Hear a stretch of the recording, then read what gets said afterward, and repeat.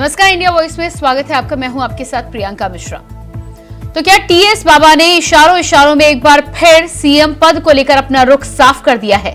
साफ तौर पर कह रहे हैं कि अगर इस बार पार्टी ने उनको सीएम फेस नहीं बनाया तो बस वही 5 साल जनता की सेवा करेंगे और इसके बाद संन्यास ले लेंगे।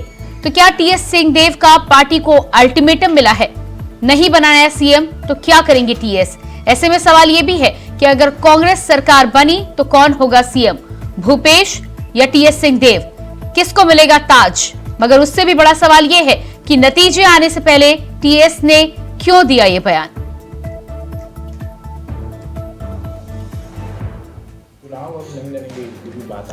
हाँ, वो हो गया। ये चुनाव के पहले कहने की बात नहीं थी, नहीं तो गड़बड़ाता। अब हल्का होके कहने की बात है। मैं पूरे तन्मयता से 5 साल जिस क्षेत्र के नागरिक मतदाता मेरे को अगर चुनते हैं, मैं उनके साथ रहूंगा, उनके लिए काम करूंगा और उसके बाद अब नया पुराना होना चाहिए। सुना आपने क्या कह रहे हैं कांग्रेस के दिग्गज नेता और छत्तीसगढ़ के deputy CM TS Singhdeo. TS Baba ने इशारों में एक बार फिर सीएम पद को लेकर अपना रुख साफ कर दिया है।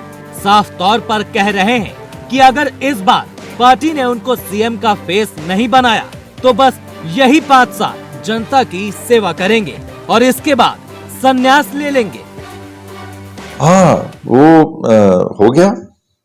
ये चुनाव के पहले कहने की बात नहीं थी, नहीं तो गड़बड़ाता। अब हल्का होके कहने की बात है। मैं पूरे तन्मयता से 5 साल जिस क्षेत्र के नागरिक मतदाता मेरे को अगर चुनते हैं, मैं उनके साथ रहूंगा, उनके लिए काम करूंगा और उसके बाद अब नया पुराना होना चाहिए। अब बयान इतना बड़ा है तो छत्तीसगढ़ में सियासी भूचाल तो आना ही है। लिहाजा टीएस बाबा के इस बयान पर बीजेपी ने कांग्रेस के खिलाफ मोर्चा खोल दिया है। बीजेपी ने तंज कसते हुए दावा किया है कि इस बार प्रदेश में बीजेपी की सरकार बन रही है। टीएस सिंहदेव अच्छे नेता हैं, ऐसे में उनको नेता प्रतिपक्ष की जिम्मेदारी मिलनी चाहिए। कांग्रेस 5 साल से झूठ बोल रही है, 5 साल से झूठ बोल रही है।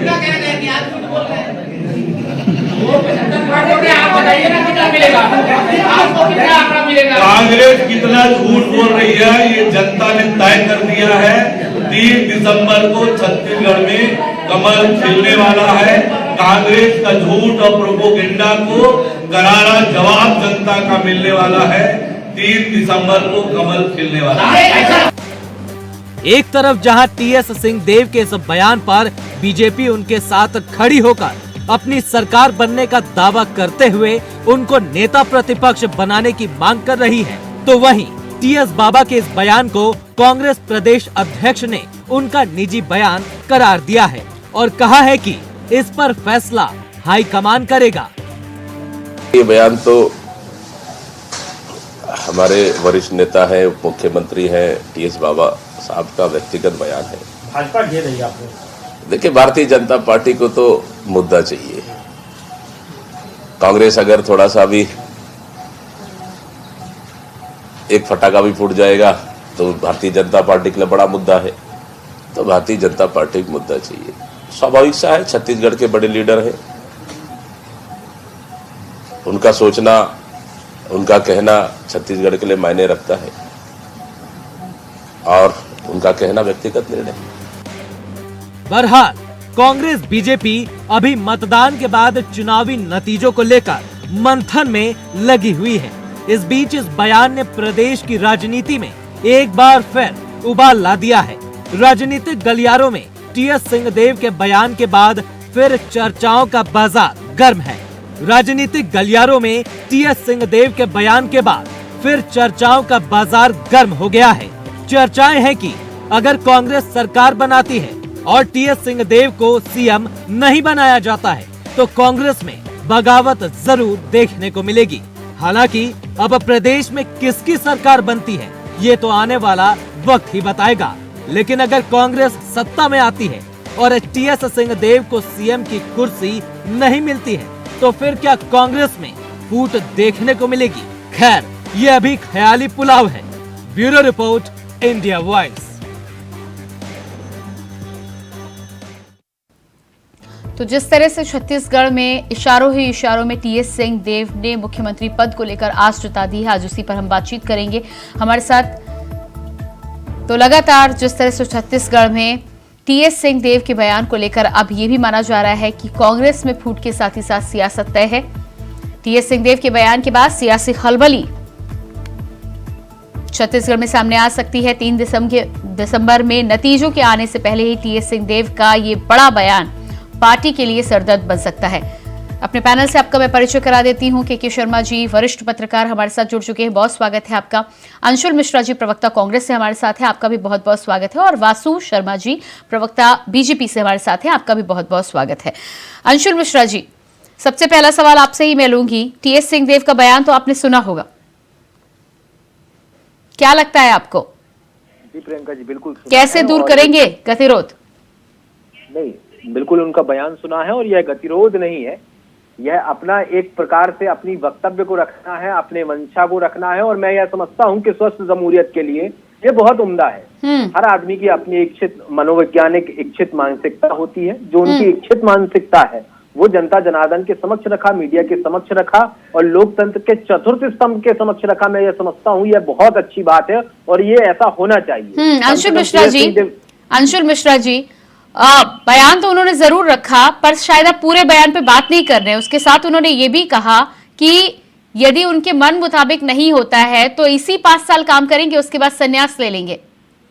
उन्होंने ये भी कहा कि विधायक के तौर पर मैं काम नहीं करूंगा, संगठन के तौर पर मैं काम करूंगा। इसका मतलब ये होता है कि विधायक के तौर पर काम करना, मंत्री के तौर पर काम करना, मुख्यमंत्री के तौर पर काम करना या अन्य किसी संवैधानिक पद पर बैठकर काम करना नहीं होता है। संगठन के तौर पर भी, संगठनात्मक तौर पर भी काम करना होता है। जैसे कि मैं अभी कोई विधायक नहीं हूं, लेकिन पार्टी का जिम्मेदार प्रवक्ता होने के नाते मैं अपनी पार्टी का काम कर रहा हूं, जिम्मेदारी पूर्वक काम कर रहा हूं। इस बात को उन्होंने स्पष्ट करते हुए कहा है। हालांकि किसी ने उस बात को चलाया नहीं, खैर वह अलग विषय है। अगर वो चला देते तो मसाला खत्म हो जाता। लेकिन मैं उनके बयान पर आता हूं। उन्होंने जो कहा कि मैं इच्छुक हूं मुख्यमंत्री बनने के लिए, ये बहुत अच्छी बात है। ना केवल टीएस सिंहदेव जी बल्कि साथ साथ उनके साथ 4 और नए नेता जो हैं, वह भी जो प्रदेश के मुख्य धारा के नेता हैं, वह भी इच्छुक हैं मुख्यमंत्री बनने के लिए, जो कि होना चाहिए। लेकिन कांग्रेस की एक प्रणाली है जो आला कमान और विधायक दल का नेता जो होता है वो बैठक करता है। अंशुल मिश्रा जी, पिछली बार तो आप फॉर्मूला तय कर रहे थे कि 2.5 साल का आप मुख्यमंत्री बनाएंगे, फिर बीच में लाकर आपने फॉर्मूला ड्रॉप कर दिया। उसके बाद टीएस सिंहदेव की तो उम्मीदें बंधी हुई। आप उसे जो भी कहें वो कार्य पार्टी में करेंगे या नहीं करेंगे तो आने वाला वक्त बताएगा। लेकिन पिछली बार तो एक तरफ उन्हें किनारे कर दिया गया, इस बार उन्होंने अपनी मंशा जाहिर कर दी है। और उसके बाद भी यदि आप ये कहते हैं जी, आपका जवाब देता हूं मैं। बिल्कुल किनारे नहीं किया गया। प्रदेश के जिम्मेदार पदों पर रहे हैं, वो सरकार में जिम्मेदार पदों पर रहे हैं, उप मुख्यमंत्री का जिम्मेदारी भरा पूर्वक पद निभाया है। और जो आपने कहा कि 2.5 साल का फॉर्मूला तय किया गया था, मैं जिम्मेदारी के साथ, चैलेंज के साथ आपसे यह कहना चाहता हूं कि किसी भी कांग्रेस के किसी भी अधिकृत व्यक्ति द्वारा अगर यह कहा गया हो, चाहे आला कमान से लेकर प्रादेशिक स्तर पर हो, चाहे प्रादेशिक स्तर पर किसी भी जिला स्तर पर अगर किसी आधिकारिक तौर पर यह बयान कहा गया हो, तो मैं अपनी राजनीतिक जीवन से परित्याग करने तैयार हूँ। ये तो मीडिया में उछाली गई खबरें थी, सबका अपना अपना एक मत था, सबकी अपनी एक इच्छा थी। मेरी भी इच्छा होती है, प्रियंका जी आपकी भी इच्छा होती है कि आप अगर आज एंकर की भूमिका में है तो कल आप वरिष्ठ एंकर की भूमिका में जाए, उसके लिए आप प्रयासरत रहती हैं। ये होना ही चाहिए, तभी एक ललायता आती है और काम करने का एक हुनर। ठीक है। आप ये कह रहे थे कि आधिकारिक तौर पर इस बात की कहीं घोषणा नहीं की गई है, आधिकारिक तौर पर नहीं की जाएगी, लेकिन बातें निकलकर सामने आती। के शर्मा जी हमारे साथ वरिष्ठ पत्रकार जुड़े हुए हैं। के शर्मा जी, अंशुल जी का जिस तरह से कहना था कि 2.5 साल वाले फॉर्मूले को लेकर कहीं से कुछ बयान नहीं आया था, मीडिया की उड़ाई हुई खबरें थी, इस बात में कितनी सच्चाई है? खुद टीएस सिंहदेव ने इस बात को लेकर नाराजगी जताई थी। 2.5 साल की जो बात रही थी ये 4 लोगों के बीच की बात थी। राहुल गांधी की उपस्थिति में ताम्रध्वज साहू, चरणदास मान, भूपेश बघेल और टीएस सिंहदेव, ये 4 लोग उपस्थित थे, उनके बीच में बात हुई। इसके 5 के अतिरिक्त कोई छड़ुआ नहीं बता सकता कि वहाँ क्या चर्चा हुई।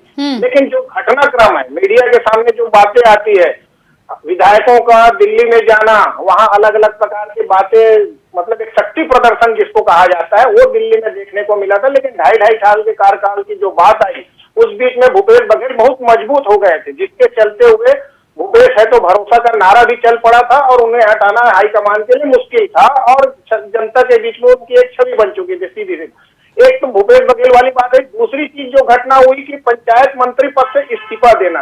एक मंत्री अपने पूरा मंत्री पद से इस्तीफा दे अलग चीज है, ये चीज भूपेश बघेल ने भी कहा इस चीज को कि एक विभाग से इस्तीफा देना ये टीएस बाबा ही कर सकते हैं। ये दो बड़ी घटनाएं ऐसी थी जिससे मुझे लगता है कि छत्तीसगढ़ में कांग्रेस सरकार को कहीं कोई फायदा तो नहीं हुआ, नुकसान ही हुआ है। ये दो बड़ी घटना है। अब जो बात आ रही क्या है, हाईकमान ने ये कर दिया कि 2.5 साल नहीं बाबा आप 5-5 साल की बात करो। क्या ऐसी कोई बात हुई है? क्या उप मुख्यमंत्री बनाया जाना आखिरी माह में जो हुआ है या क्या ये सही है? मुझे लगता है कि छत्तीसगढ़ में शासन के जो दो ध्रुव बनते जा रहे हैं इसको रोकना हाईकमान की जिम्मेदारी है। यदि भूपेश बघेल मुख्यमंत्री बनते हैं तो उनको फ्री हैंड देना चाहिए कि शुरू से ही कर दिया जाए आप 5 साल रहोगे। अब मुझे लगता है कि उसके अंदर में जिस तरह से विवादित रहा है कार्यकाल जो कहा जाए टीएस बाबा के 2-3 ये फैसलों के कारण, तो इसको रोकने वाली बात है। वरिष्ठ है, नेता प्रतिपक्ष रहे, मुख्यमंत्री पद के दावेदार थे 2018 में, जिसके चलते वो अमृतसर में ज्यादा थी। ये तमाम पिछली बातें अब भविष्य में ये है कि एक ध्रुव बनना चाहिए छत्तीसगढ़ में, क्योंकि 5 साल शासन के बाद यदि भूपेश बघेल बनते हैं तो उनके नेतृत्व में उनको स्वच्छंदता पूर्वक स्वतंत्रता पूर्वक काम करने की स्वतंत्रता होनी चाहिए, मंत्री बनाने की भी स्वतंत्रता होनी चाहिए। मेरे को लगता है कि टीएस बाबा यदि मंत्री किसी भाग में रहेंगे फिर वहीं कहीं तनाव की स्थिति ना हो जाए, इस तरह से बातें आ रही है। तो कुल मिलाकर के ये एक संतुलन की जहां बात आ रही है और दूसरी ओर जो अभी लोकसभा चुनाव है उसमें ऐसे 2 ध्रुव बनते हैं तो एक ध्रुव को दिल्ली शिफ्ट कर दिया जाता है, ये भी एक राजनीतिक देखने को मिलता है। तो अभी छत्तीसगढ़ में लोकसभा का चुनाव होना है, मुख्यमंत्री को लेकर कांग्रेस में चली रहा है, भाजपा में भी यही स्थिति, आधा दर्जन से ज्यादा दावेदार है, लोकसभा सांसद चुनाव लड़े हैं, 2 तो एक पूर्व मुख्यमंत्री भी हैं और विष्णुदेव साय भी पूर्व केंद्रीय मंत्री। ठीक है के शर्मा जी, वासु जी के पास में आऊंगी। वासु जी, जिस तरह से यहाँ पर टीएस सिंहदेव का बयान आया है, लेकिन अंशुल जी का यहाँ पर साफ कहना है कि ऐसी कोई बात निकलकर सामने नहीं आ रही है, उनको अपनी बात रखनी चाहिए, बात कहनी चाहिए, क्या लगता है? लेकिन आप तो उन्हें सीधा नेता प्रतिपक्ष बना रहे हैं। देखिए, भारतीय जनता पार्टी ने चुनाव दमखम से लड़ा है और निश्चित तौर पे हमारी सरकार पूर्ण बहुमत के साथ बन रही है, लेकिन टीएस सिंहदेव को कांग्रेस पार्टी ने हमेशा धोखा दिया है। लगातार उनके शब्द आप बयान सुनते आए हैं, उन्होंने फिर से बयान दे दिया। उनको लगने लगा कि भाई अगर गलती से कांग्रेस सरकार बन गई तो क्या फिर से भूपेश बघेल जी चेहरा मुख्यमंत्री बन जाएंगे क्या? तो उनको सामने आके बयान देना पड़ा।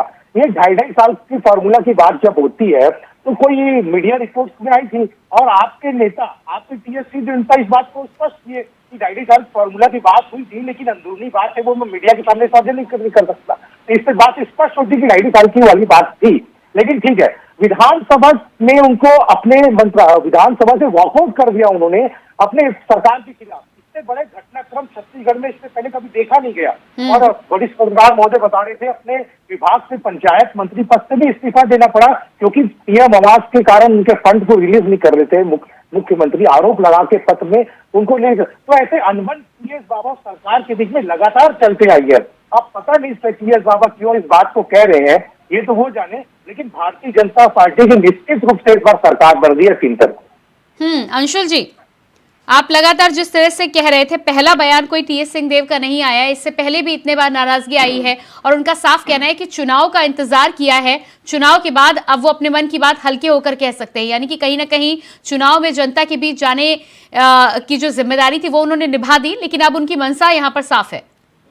प्रियंका जी, आरएसएस की पतली पतली 4 पेज की पुस्तक पढ़ते हैं, वो लोकतंत्र और लोकतांत्रिक विधि और लोकतांत्रिक उन्मूल्यों की बात ना करें तो बेहतर होगा, पहली बात। दूसरी बात, इस जमहूरियत में कहा जाता है कि मतभेद होना अति अनिवार्य होता है, मनभेद नहीं होना चाहिए। अगर ये एक चश्मे से देखते हैं कि टीएस सिंहदेव जी के कई सारे मतभेद निकल कर आए हैं, तो इनको दूसरे चश्मे से भी ये देखना चाहिए कि टीएस सिंहदेव जी ने जय और वीरू काका दादा की वीरू को भी आगे बढ़ाया है और टीएस सिंहदेव जी के उनके वो बयान को भी बोलना चाहिए। टीएस सिंहदेव जी ने यह कहा है कि हमारे कप्तान अगर कोई है अंशुल मिश्रा जी, कांग्रेस के यदि तमाम राज्यों की बात करें तो पंजाब से लेकर राजस्थान तक ये मतभेद कब मनभेद में बदल जाते हैं और फिर कब आकर बीच में आला कमान को सुलह करनी पड़ती है, ये कुछ नया नहीं है। जो ओछी सतह की टापू की राजनीति करता है, वह मतभेद को मनभेद में बदलने का काम करता है। जो सच्चा कांग्रेसी होता है और कांग्रेस में मतभेद को जिम्मेदारी पूर्वक रखता है, अंदर कमरे के अंदर बैठकों में अपनी बात को दमदारी से रखता है और क्या जनता के लिए बहुत सही हो सकता है और बहुत गलत हो सकता है, इस बात को रख सकता है, वही कांग्रेसी हो सकता है। और बीजेपी कह रही है कि धोखे से अगर कांग्रेस की सरकार बन गई, मान्यवर धोखे से कांग्रेस की सरकार नहीं बनेगी, 100% पूरे विश्वास के साथ कांग्रेस की सरकार बनेगी, एक बात। दूसरी बात, कांग्रेस की सरकार इस बार 75 पार के साथ बनेगी, ये दूसरी बात मैं आपको बता देना चाहता हूं। भविष्य के गर्त में 3 तारीख को क्या छुपा है, ना आप यह तय कर सकते, ना हम यह तय कर सकते, ये तो जनता जनार्दन तय करती है। आने वाला वक्त कांग्रेस का है, रहेगा, और आने वाले समय में कांग्रेस का मुख्यमंत्री बनेगा, जो पहले 5 साल जनता की सेवा किया है, आने वाले वक्त में भी, आने वाले समय में भी 5 साल जनता की सेवा कर आपको हमको दिखाएगा। तो आप साफ तौर पे आप कह रहे हैं कि भूपेश है तो भरोसा पे आप चले हैं और इस बार उन्हीं के चेहरे पर चुनाव लड़ा गया है, तो मुख्यमंत्री भी दोबारा वही होंगे। मैंने आपसे यह कहा, भूपेश है तो भरोसा था, भूपेश है तो भरोसा है, और भूपेश रहेगा तो भरोसा रहेगा। नहीं, आप कह रहे हैं कि पिछले 5 साल जो मुख्यमंत्री रहे हैं आगे भी वही मुख्यमंत्री होंगे, इसका मतलब तो यही है ना। दौड़ में, मुख्यमंत्री की दौड़ में सबसे आगे अगर कोई व्यक्ति है तो आदरणीय मुख्यमंत्री भूपेश बघेल जी हैं। लेकिन साथ ही साथ क्या होता है, विधायकों का जो उनका अधिकार होता है, जो उनका लोकतांत्रिक उन्मूल्यों का अधिकार होता है, विधायक दल का नेता चुनने का, कांग्रेस इस बात को रखती है और बात करती है। बीजेपी की तरह नहीं होता है कि रातों रात मुख्यमंत्री तय कर दिया जाता है, पैराशूट लैंडिंग कर दी जाती है। हम बिल्कुल ये नहीं करना चाहते कि रात को 8 बजे खड़े हो जाएंगे और कह देंगे कि 2000 का नोट आज से चालू है और 500 का नोट आज से बंद हो गया। नहीं, तो बीजेपी तो चेहरे की बात ही नहीं करती ना, बीजेपी तो खाली सिर्फ प्रधानमंत्री पर चुनाव लड़ रही है। लेकिन यहाँ पर जब आपने भूपेश बघेल के चेहरे पर चुनाव लड़ा और उसके बाद आपकी पार्टी के अंदर से विरोध पैदा हो रही, ये बात कहीं उठती ही नहीं यदि टीएस सिंहदेव का बयान नहीं आता। प्रियंका जी, मैं ये कहता हूं कि इस अपनी दावेदारी को प्रस्तुत करना, ये कहां से विरोध प्रदर्शन कहलाता है, मुझे तो यह बात समझ में नहीं आती है। अगर मैं दावेदारी प्रस्तुत कर रहा हूं, विधायक के लिए दावेदारी प्रस्तुत कर रहा हूं, उम्मीदवारी के लिए दावेदारी प्रस्तुत कर रहा हूं, और आप एक बड़े एंकर की भूमिका के लिए दावेदारी प्रस्तुत कर रहे हैं, तो मैं समझता हूं कि आप कहीं का विरोध नहीं कर रही हैं, अपनी दावेदारी प्रस्तुत कर रही हैं, आप अपनी लाइन को आगे बढ़ा रही हैं। ये कांग्रेस में यही तो होता है। वासु जी, अंशुल जी का साफ कह रहा है कि दावेदारी प्रस्तुत कर रहे हैं। देखिए, दावेदारी तो पिछले चुनाव से प्रस्तुत कर रहे हैं, क्योंकि प्रमुख चेहरा उनका रहा था चुनाव में, तो वो दावेदारी उस समय भी की। बीजेपी का एक नेता बोलता है प्रमुख चेहरा टीएस सिंहदेव थे, दूसरा नेता बोलता है कि भूपेश बघेल जी थे, तीसरा नेता बोलता है कि ताम्रध्वज साहू थे। पहले बीजेपी को यह तय करना चाहिए कि हमारे कांग्रेस में इनके लिए प्रमुख चेहरा कौन है। जो 3 राज्यसभा सांसद छत्तीसगढ़ के नहीं है, बाहर के लोगों को लाग बैठा दिया, और कांग्रेस के चुनाव प्रचार में दिखे तक नहीं है यहाँ पर छत्तीसगढ़ में, तो पैराशूट लैंडिंग की बात ये ना करें तो ज्यादा अच्छा होगा। देखिए, ऐसा है कि कांग्रेस पार्टी ये चुनाव जो है मुद्दे पे हुई है, क्योंकि ऐसे 3-4 मुद्दे इस चुनाव पे रहे जो भारतीय जनता पार्टी ने प्रमुख रूप से उठाए हैं। क्योंकि छत्तीसगढ़ में माफिया राज, अपराधगढ़ और लॉ एंड ऑर्डर की सिचुएशन बहुत इस 5 साल में खराब रहा, क्योंकि ऐसी घटनाएं छत्तीसगढ़ में हुई है जो छत्तीसगढ़ में 5 सालों के पहले कभी देखा नहीं गया। विकास के कार्य पूरे छत्तीसगढ़ में ठप पड़ रहे हैं। महिलाओं से इन्होंने मातारी वंदन योजना का जो वादा किया था 500 रुपए का, वो पिछले उनके घोषणा पत्र में था, लेकिन वो पूरा नहीं किया। फिर से 15,000 का वादा कर दिया। तो छत्तीसगढ़ की माताएं बहनें देख रही है कि भाई आपने जब पहले का वादा पूरा नहीं किया तो फिर से कैसे आप वादा पूरा करेंगे। तो छत्तीसगढ़ की माता बहनें ने खुल के भारतीय जनता पार्टी को सपोर्ट किया है और इसी के बल भारतीय जनता पार्टी सरकार में आ गई। नहीं, वो तो ठीक है, पर टीएस सिंहदेव का एक बयान क्या आया, वासु शर्मा जी, आप लगातार उनको सपोर्ट, अभी तक तो वो कांग्रेस के थे, धुर विरोधी आपके थे, और उनका एक बयान आ जाता है और आप उनके साथ खड़े हो जाते हैं। नहीं, हम क्या खड़े हुए, हमने तो यही कहा कि भाई आपको चिंता करने की जरूरत नहीं है, आप विपक्ष के नेता बनिए, क्योंकि सरकार भारतीय जनता पार्टी की बन रही है। हमने कहा कि हम उनके साथ खड़े हैं, हम तो कांग्रेस पार्टी के खिलाफ है। नहीं, आप तो कांग्रेस पार्टी के खिलाफ हैं, और बाकी चुनाव से पहले जब कुछ होता है तब तो आप उसे कांग्रेस का अंदरूनी मामला बताते हैं। तो अभी जब उनकी पार्टी के अंदर बातचीत चल रही है तो आप नेता प्रतिपक्ष उन्हें बना रहे हैं, उन्हें प्रमोट कर रहे हैं, समर्थन देते हुए नजर आ रहे हैं, हमदर्दी भी जता रहे हैं। प्रियंका जी, इसमें समर्थन देना कहाँ से हुआ? हम तो विपक्ष के, हमदर्दी तो आप जताते हुए नजर आ रहे हैं ना, बड़े नेता हैं, अच्छे नेता हैं, तो विपक्ष के नेता बनेंगे। अब हमारी सरकार बनेगी तो विपक्ष के नेता ही बनेंगे ना वो। अब हम हमदर्दी नहीं दिखा रहे हैं, अब स्पष्ट रूप से भारतीय जनता पार्टी की सरकार यहाँ पर बनने वाली। ठीक है। अंशुल मिश्रा जी। प्रियंका जी, मुझे यह बात समझ में नहीं आता कि 12-15 सीटों में, 90 विधानसभा सीटों की 12-15 सीटों में किसकी सरकार बन जाती है, कैसे ये लोग विपक्ष का नेता बना लेते हैं। खैर ठीक है, ये बीजेपी में होता होगा क्योंकि इनको पुराना एक्सपीरियंस है ऑपरेशन लोटस का। खैर ठीक है, ये आपकी अंदरूनी सोच हो सकती है।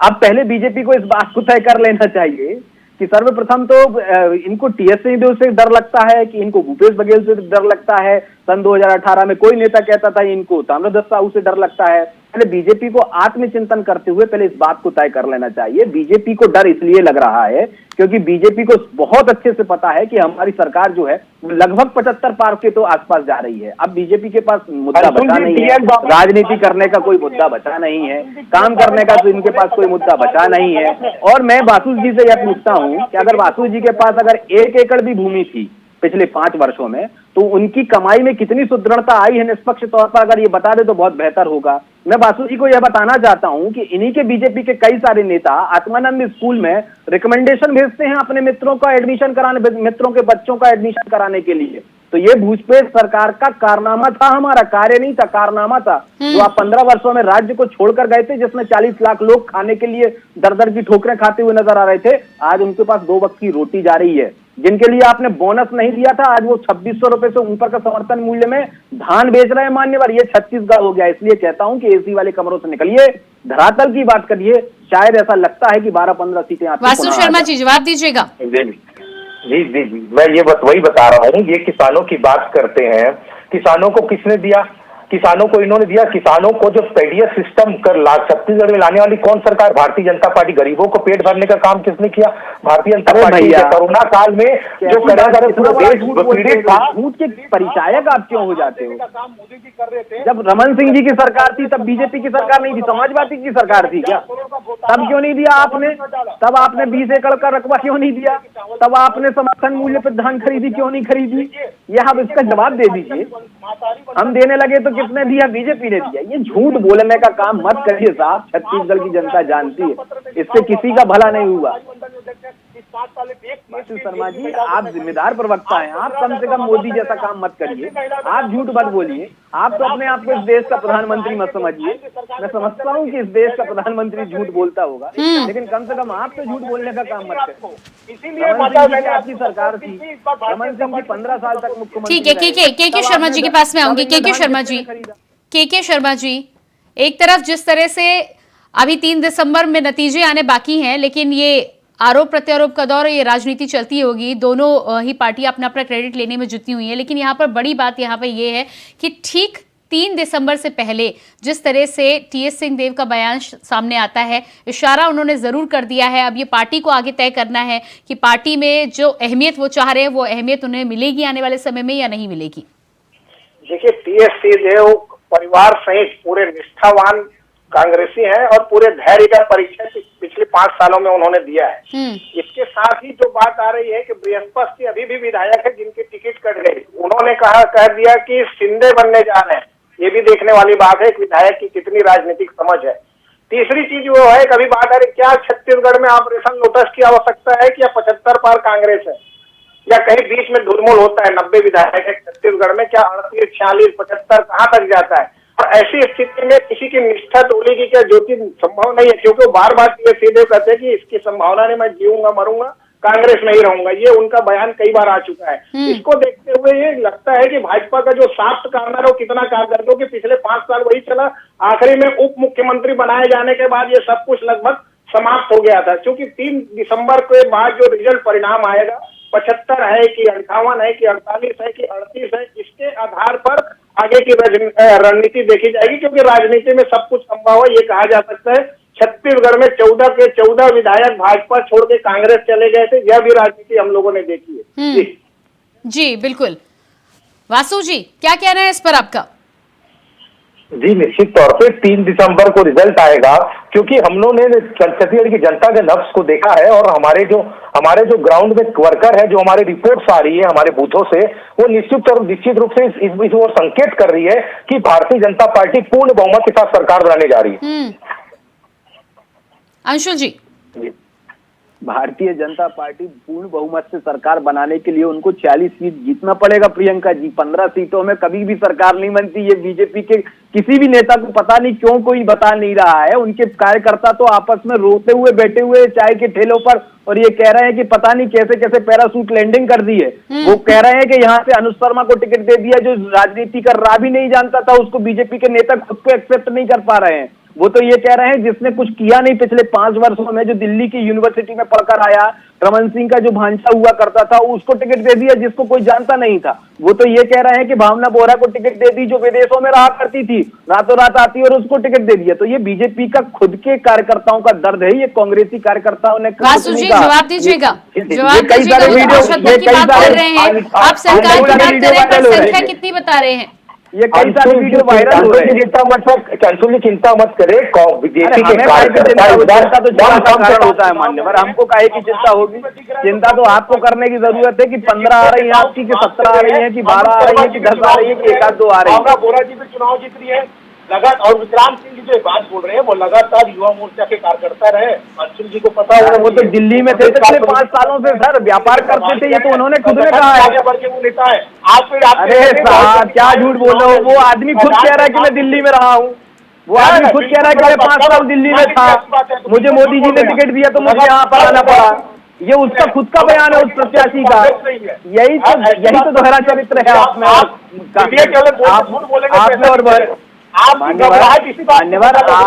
ठीक है अंशुल मिश्रा जी, लेकिन मैं बातचीत यहाँ पर आज कांग्रेस की कर रही थी। 3 दिसंबर के नतीजे अभी आने बाकी हैं, ये तो जनता तय करेगी कि किस कैंडिडेट को उन्हें किस क्षेत्र में विजयी बनाना है। लेकिन टीएस सिंहदेव पर जिस तरह से आप की बातचीत निकलकर सामने आ रही थी, आप कह रहे थे कि उन्होंने अपने मन की बात रखी, अपनी मंशा उन्होंने जाहिर कर दी है। लेकिन भूपेश बघेल पर भरोसे की बात जिस तरह से कर रहे थे, यदि टीएस सिंहदेव नहीं मानते हैं, क्योंकि पिछली बार तो कहीं ना कहीं आखिरी समय में डिप्टी सीएम की कुर्सी देकर वो मान गए, उन्होंने पूरे कार्यकाल काम भी कर लिया, प्रचार प्रसार भी कर दिया और पूरे चुनाव बीत जाने के बाद उन्होंने अपनी मंशा जाहिर की है। तो कहीं ना कहीं यदि वो नहीं मानते हैं तो अगला कदम क्या होगा? क्योंकि वरिष्ठ कार्यकर्ता है, जिम्मेदारी निभाई है, समय पर उनका बयान आया है, तो मुझे लगता है उनके बयान को अहमियत भी देनी चाहिए और सम्मान भी किया जाना चाहिए। जो आप अभी सोच रही हैं, इस बात को आलाकमान भी सोचता है, इसी बात को इससे बढ़कर विधायक दल का नेता भी सोचता है, और वो स्वयं नेता सोचता है जो अपनी दावेदारी प्रस्तुत करता है। उसका उनके बारे में सोचने की हमें और आपको आवश्यकता है ही नहीं, क्योंकि बड़े जिम्मेदार और पुराने एक्सपीरियंस नेता है। एक बात और प्रियंका जी, आपके श्रीमुख पे लोकतांत्रिक, कांग्रेसी लोकतांत्रिक आ गया आपकी बातों बातों में। कैसे आ गया? आपने ये कहा कि या तो मुख्यमंत्री बन सकता है भूपेश बघेल जी, या तो मुख्यमंत्री बन सकता है टीएस सिंहदेव जी, या तो मुख्यमंत्री बन सकते हैं ताम्रध्वज साहू जी, या तो मुख्यमंत्री बन सकते हैं शीर्ष के अन्य नेता जी। ये आपने खुद ने बताया कि क्या हो सकता है, क्या नहीं हो सकता है। मैं आपके माध्यम से इनसे पूछना चाहता हूं कि अगर भूतो न भविष्यति 2-4 कोशिश करने के बाद आधे % भी अगर आपको लगता है कि आपकी सरकार आ रही है, तो आपके पास कौन सा चेहरा है? रमन सिंह जी, जिनके सामने जिनको खड़े होकर यह कहना पड़ता है कि छोटा मोटा चेहरा मैं भी हूं, कि ब्रजमोहन अग्रवाल जी जो आदरणीय मुख्यमंत्री प्रधानमंत्री को इतना मारते हैं कि टेबल के नीचे झुकना पड़ता है। आपके प्रदेश अध्यक्ष जी जो रमन सिंह जी को गाली देते हैं, कि आपके प्रदेश अध्यक्ष जी जो ब्रजमोहन अग्रवाल जी को गाली देते हैं। अंशुल जी, उनके चेहरों पर तो अभी बातचीत शुरू भी नहीं की है, क्योंकि मुझे लगता है 3 दिसंबर के नतीजे आने के बाद ही बीजेपी इस पे कुछ बातचीत करेगी। फिलहाल कांग्रेस को लेकर जो चेहरा तय था, उसमें जब दुविधा सामने आई है तो बातचीत हुई है। बहुत बहुत धन्यवाद आपका देना चाहूंगी अंशुल जी, बहुत धन्यवाद। के शर्मा जी बहुत धन्यवाद, और वासु जी आपका भी बहुत बहुत धन्यवाद। तो छत्तीसगढ़ में जिस तरह से टीएस सिंहदेव के बयान के बाद कहीं ना कहीं सियासी गलियारों में हलचल है, ऐसे में कांग्रेस के लिए एक चुनौती भी है, क्योंकि पिछली बार तो किसी तरह मना लिया था टीएस सिंहदेव को। इस बार कौन सा ऐसा फॉर्मूला पार्टी आलाकमान के साथ ही साथ मुख्यमंत्री भूपेश बघेल लगाएंगे कि टीएस सिंहदेव कहीं ना कहीं मुख्यमंत्री पद की जो आस लिए बैठे हैं उसको लेकर मानेंगे और समझौता करेंगे। देखना यह होगा कि पार्टी के साथ ही साथ मुख्यमंत्री भूपेश बघेल क्या कुछ आगे करते हैं। 3 दिसंबर का इंतजार भी उसके लिए करना होगा। फिलहाल खास कार्यक्रम में इतना ही। खबरों के लिए बने रहिए इंडिया वॉइस के साथ। मुझे दीजिए इजाजत, नमस्कार।